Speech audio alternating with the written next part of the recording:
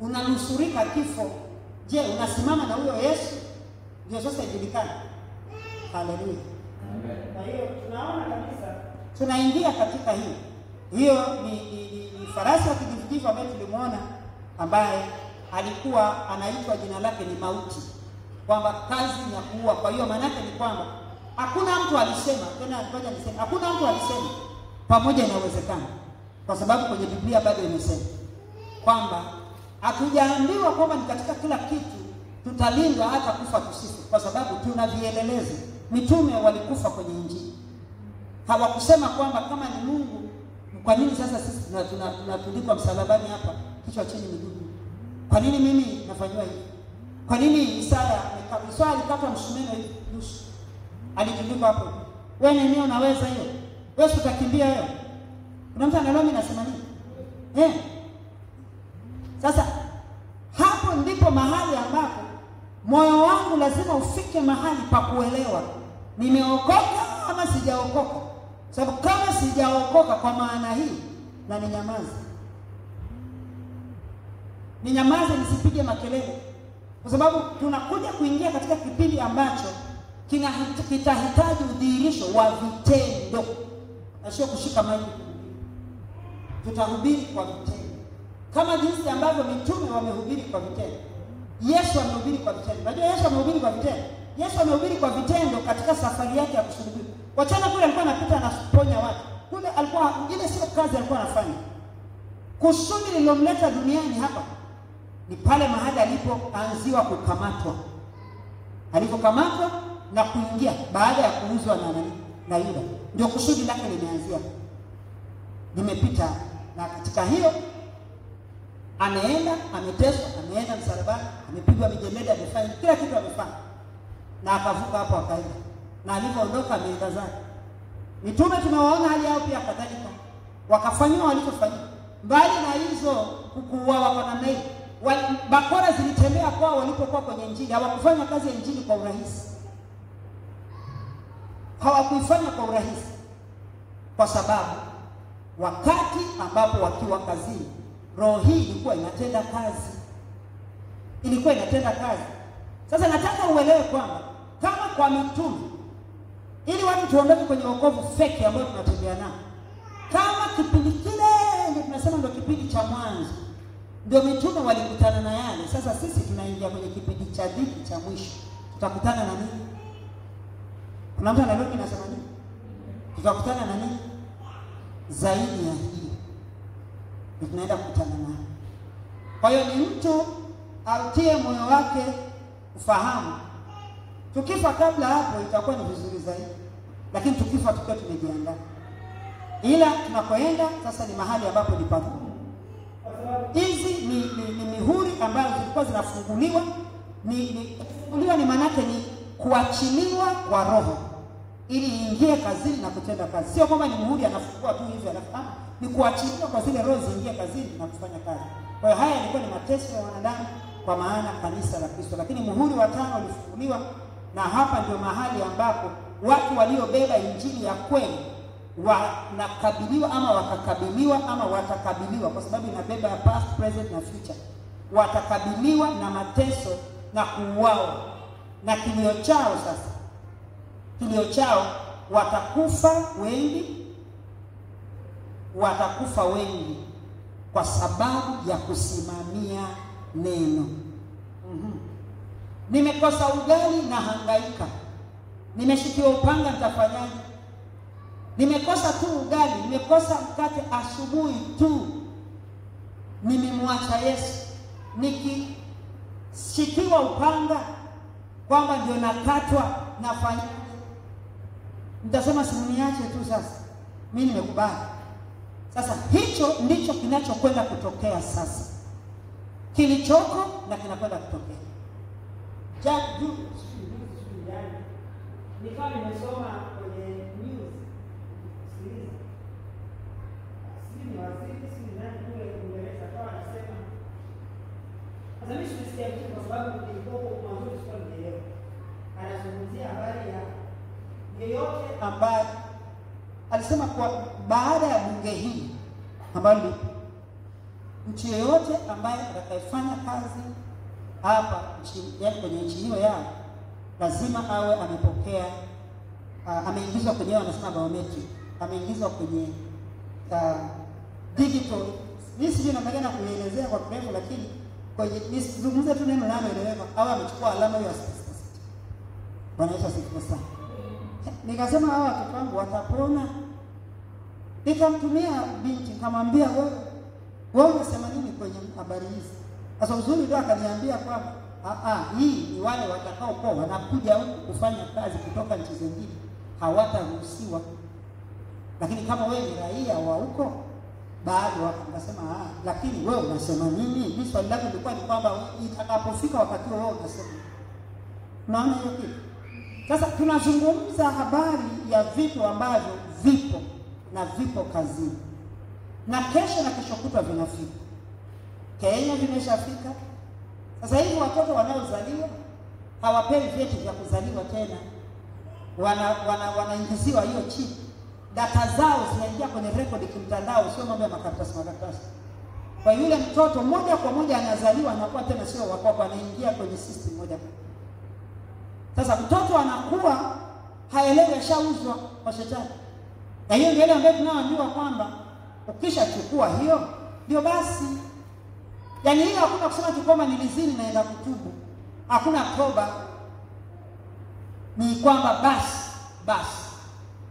Sasa tunapojifunza tunajifunza ili tunajaribu kujiandaa ama tunapeana angalizo la kujiandaa kwa namna gani ambavyo tunaweza tukasimama. Ukiwa na ufahamu unaweza ukasimama kwa sababu utajua unatetea nini. Najua kanisa kwa sababu limepoteza ufahamu wa Kristo Yesu, ndio maana tumeshindwa kuitetea injili ya Kristo kwa sababu hatuijui. Ndio kila mtu anasema mimi nimefanya utafiti, injili ya Yesu Kristo inafanya kazi. Sasa watu tuna injili zingine, lakini mimi nazungumzia injili ya Yesu Kristo aliyoiacha ambayo tunasema haipo na watu hawaitaki.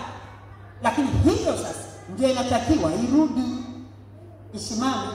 Na kazi ya mimi kupewa kuamua rudisha kanisa kwenye nafasi yake, sio mimi kwenda kuhubiri sijui injili gani, ni kurudisha injili ya Kristo ili watu waisikie, ndipo wakae kwenye nafasi zao. Si unaona hiyo sasa? Sasa hiyo ni kazi ambayo lazima tuweke mazingira ya kuandaana, yaani kujiandaa katika hiyo. Sababu mazingira ambayo tunaokwenda nayo si rafiki. Hata mtu akakwambia nini, mimi niko hapa kukwambia si rafiki, na kuna siku utanikumbuka. Mimi naweza nikafa hata kesho kama siku yangu imefika kwenda nitaenda. Lakini kuna siku utakuja kukumbuka maneno haya. Mimi sitaki uyakumbuke ukiwa katika hali mbaya, ila nataka uyakumbuke ukiwa katika hali ya ushindi. Kwamba tayari umeshaweza kuishi. Maana sasa hivi tunafundishana kwa sababu tunaandaana. Hatuna makosa, hatuna nini, kama tulikuwa tumelegea, tuvuta ile nguvu ili ndio tuweze kuingia katika ule mtazamo ambao tunatakiwa kuishi nao hata yanapokuja kutuzukia hapa Tanzania ya maana yanakuja yatafika. Sidhani kama miaka 5 hii 2030 tutafika. Kama itafika kabla haijaingia hapa kwetu, basi baada ya hapa tutaiona. Lakini kule ndio sasa hivi wanafanyia kazi na watu wanafanya hivyo walishasema. Hata Marekani mtoto yote anayezaliwa sasa hivi hakuna birth certificate. Hiyo wewe sio kazi yako wewe mzazi. Wewe umeshajifungua hapo, mtoto anapelekwa huko, yeye anaenda kumpiga wanafanya nini, wanaweka na chip yao kule kurudishiwa mtoto ana digital yake hapo tayari. Ana intelligence ya nyingine kabisa, ya electronic na sio ya kibinadamu. Kwa hiyo mtoto huyo wewe mzazi huwezi kumuendesha huyo mtoto, sababu anaendeshwa na kitu chengine. Nafahamu kabisa kwamba hizo digital wanazosema ni kwamba ni mfumo ambao uko connected, unaendeshwa na mapepo. Tutafika huko, tutakuja kujifunza, tutaelewa.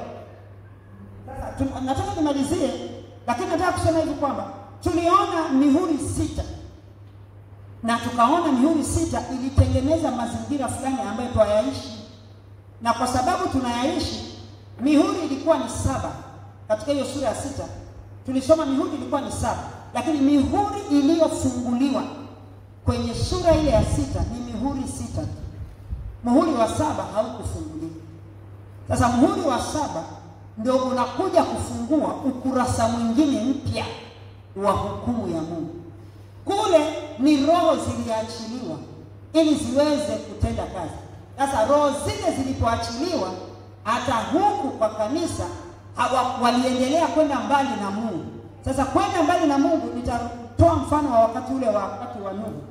Kipindi kile cha wakati wa Nuhu ni kipindi ambacho watu walienda mbali na Mungu kwa sababu ya hiki ambacho tunajifunza sasa katika nyakati zao, kwamba waliishia wakasikiliza na wakaona, wakafuata, fanya zinaa na mapepo, wakafanya zinaa na majini, wakafanya zinaa na wanyama, wakafanya kila aina ya vitu, wakazaliana watu ambao ni nusu watu, nusu mapepo, nusu hivi, nusu hivi. Na hao ndio walikuja, ndio wanaoendeleza ule uzao mpaka leo. Mnasema kuna mashoga, kuna huu ni uzao ambao ulitoka kule kuzimu, na uzao ambao hauwezi kufa, sababu uliharibiwa. Wale ambao walibakia ndio hao wameenda leo mpaka leo, hiyo roho bado inatembea na hizo roho zinatembea.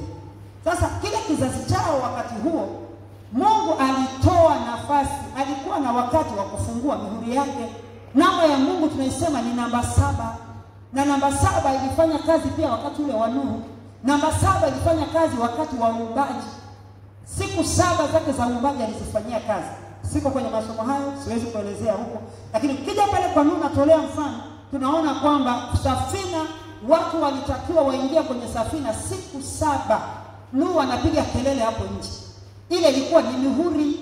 Kila siku moja iliwakilisha muhuri, kwamba yule ambaye atakubali aingie, yule atakayekubali aingie, mpaka muhuri wa 7. Muhuri wa 7 unamhusu Mungu mwenyewe. Kwa hiyo muhuri huu wa 7 umefunguliwa na Kristo Yesu mwenyewe. Kwa maana yake anafunga alafu anafungua. Kwa hiyo wakati ule alifunga ile nafasi ambayo Nuhu alikuwa anatakiwa kuifanyia kazi, hata watu waweze kuingia katika safina. Watu wakakataa, wakaingia wanyama. Na sasa hivi tuko hapo hapo, sikelele tunapiga, watu hawataki, wataingia wale ambao wanatambulika ni wanyama. Nataka nikupe definition ya mnyama ni kitu gani kwa sasa. Maana ya mnyama kwa sasa ni wale watu ambao hawana Mungu. Alisema Mungu kipindi kile ambacho ni cha Nuhu, akasema mimi najuta kwa nini nifanye, kwa sababu kila mwanadamu ni nini? Mnyama tu. Sasa wale waliingia kwenye safina nitasema ni demonstration ya sasa, kwamba watu sasa wanaenda kuchukuliwa wale ambao walikuwa hawamjui. Yani kabisa, tuna dini nyingi sana ambazo zinasema Kristo, zinasema Mungu, zinaabudu msalaba, zinajua Yesu sio aliteswa, zinafanya njia ya msalaba, zinafanya hiki na kile na kile na kile. Anaenda kuwatafuta wale ambao ni makufuru, wanamkufuru Roho Mtakatifu, wanamkataa Kristo Yesu, hawamjui na hawamtaki. Sasa hao ambao ndio nyama, ndio wanyama, sasa ndio wanakuja kuingia kwenye safina, ndio wanakuja kuingia kwenye wokovu. Hao ndio wanaokuja kuingia kwenye wokovu na wataingia mbinguni. Ninyi mkikimbizana na vitu vyenu vya kidini tu hapa na vitu vya ajabu ambavyo havieleweki. Lazima sisi kama kanisa tuelewe hizi ni nyakati zinajirudia kwa mifumo ya kiutendaji kulingana na majira yake. Kwa hiyo sasa tuko kwenye majira mengine. Kwa hiyo sasa ndio tutaona wale ambao ulikuwa ukisikika unahubiri injili kwa unakatwa kichwa na wao, hao sasa ndio wanyama, ndio wataingia kwenye safina. Kwa sababu Yesu atatokea kwao live. Sisi tuliondoa dhabihu, tulimkaribisha shetani, dhabihu ikaondolewa. Kwa hiyo Mungu hana pa kusimamia kuongea. Madhabahu ya kwenye moyo wangu imeharibiwa kwa sababu ya kusikiliza mafundisho potofu na mambo potofu na mambo yasiyofaa. Madhabahu ya mahali kwenye makanisa yetu zinaharibiwa kwa sababu ya kuruhusu mafundisho potofu kufundishiwa hapo, na wale waliobeba roho ambazo ni za kishetani kusimama hapo na kuhudumu. Inafika mahali kile ambacho kinatakiwa kuwepo katikati yetu sisi kama kanisa leo hii hakionekani na haki. Amani ya Kristo ndio inatakiwa ionekane katikati yetu leo hii. Upendo wa Mungu ndio unatakiwa uonekane katikati yetu leo haupo. Si ndani ya kanisa ndio tunasema fulani mchawi, fulani mchawi, fulani. Nasema wale wanaosema fulani mchawi kwa uongo kwa sababu tu si ndani ya kanisa, ni ndani ya kanisa. Kwa nini tuwepo sisi wachawi ndani ya kanisa? Kwa nini tusiwe wana wa Mungu? Ana Yesu asifiwe sana. Ni kwa sababu kuna dhabihu iliondolewa. Sasa Mungu alipoitengeneza ile safina, alitengeneza kuwa ukombozi. Na ule ukombozi, wale wanaokuja wakaingia ndani ya safina, ni kazi ya Mungu kuwatakasa. Unaona anaelewa mimi nasema nini? Ni kazi ya Mungu kufanya nini? Kuwatakasa na kuwatengeneza na kuwa sawa. Kinachotakiwa kwangu mimi ni kukubali. Moyo wangu kubali, moyo wangu jiachie kwake. Kama walivyofanya wale wanyama, simba akakubali akaja akaingia ndani. Tumbili akakubali akaja akaingia ndani. Sijui nani akakubali akaja akaingia ndani. Na wengine wote wanyama ama aina za wanyama, aina za ndege katika sura zao na jinsi yao. Lakini walikuwepo ndani ya safina. Lakini walitembea na ile safina mpaka wakafika mahali Mungu alipoingia katika awamu yake ya pili, waliposimama kwenye mlima wa Ararat. Sasa sisi kama kanisa, malize kwa kusema, tunaingia kwenye baragumu, kwenye muhuri namba 7. Sasa hiyo tutakuja kuanza nayo Jumanne ijayo. Hii muhuri Yesu Kristo alipuliza mwenyewe, alipasua mwenyewe, na ndio tutakuja kuanza kuangalia ni nini kilifanyika, kwa sababu muhuri huu wa 7 bado umebeba mambo mengine 7. Yaani hii ni chain, ni mwendelezo wa vitu. Ndio maana nasema kwamba ni vitu vilianza siku nyingi, ni majira, ni nyakati, ni mambo ambayo yanatokea kama matukio yanayowakilisha wakati fulani. Kwa hiyo sisi kama kanisa tunapaswa kuwa makini katika kuelewa haya. Tusimame.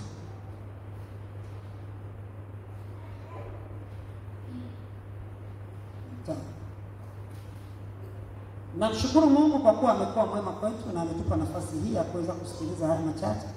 Sisi kuna kitu alitaka cha marudio kule, ndio maana akachukua muda mrefu huko, lakini mema yake na yatendeke kwetu. Kwa utukufu wako Baba, tunajiweka wakfu mkononi mwako, umesema nasi. Tunapoingia katika maombi haya, tunaomba neema yako iwe pamoja nasi. Na ukatuhamisha kutoka katika utukufu mmoja, ukatuingiza katika utukufu mwingine, ili tuweze kuishi kwa kanuni zako. Yako mambo tumetamani kuishi hivyo, lakini tumekuwa hatujui na hatuwezi. Ila kwa neno lako la leo, kwa yale ambayo umetufundisha, kwa yale